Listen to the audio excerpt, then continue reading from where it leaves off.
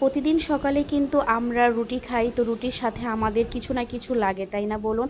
তো প্রতিদিন কিন্তু ডিম আর ভালো লাগে না, তো আমি কিন্তু প্রায় সময় এই সবজিটা করি।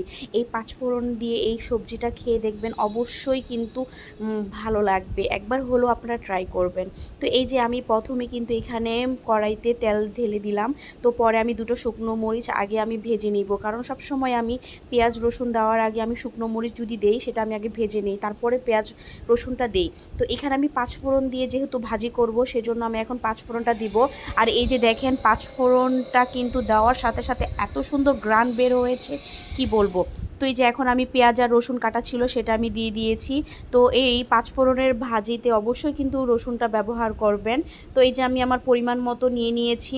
তো এখন এটা ভাজা ভাজা হলে আমি সবজিগুলো দিয়ে দিব। আর এখানে কিন্তু পেঁপে, পটল, আলু, তারপর লুইবা এই সবজিগুলোই আছে। গাজর ছিল না, আমি যেখান থেকে নিয়ে এসেছি বাজারে, মানে যে দোকান থেকে, আর আমার ঘরেও ছিল না। তো এখানে এখন আমি আবার একটু হালকা হলুদ দিয়ে দিয়েছি, এটা আপনাদের স্বাদ মতো দিয়ে দিবেন, অল্প একটু, মানে দেখতে একটু অন্যরকম লাগবে, যার কারণে আমি এই হলুদটা দিয়েছি। আর অন্য কোনো কিছুই দিতে হবে না। তো এখন এটা সিদ্ধ পর্যন্ত আমি ওয়েট করব।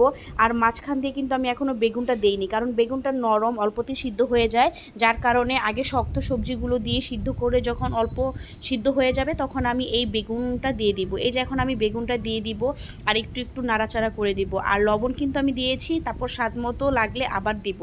তো এই যে এখন আমি আবার মানে ঢাকনা দিয়ে ঢেকে দিব। তো এই এই সবজিটা যদি আপনারা সকালের জন্য ট্রাই করেন, এই পাঁচফোড়নের সবজিটা 100% আমি গ্যারান্টি দিয়ে বলতে পারি খুবই ভালো লাগবে। আপনারা কিন্তু সবাই একবার হলেও ট্রাই করবেন। আর এটা স্বাদ বাড়ানোর জন্য হালকা একটু চিনি দিয়ে দিবেন, একদম অল্প। এটা যদি কেউ পছন্দ না হয় তাহলে অ্যাভয়েড করবেন, কিন্তু দিলে কিন্তু খুবই মজা হবে। আর এই যে দেখেন কতটা মজাদার লাগছে।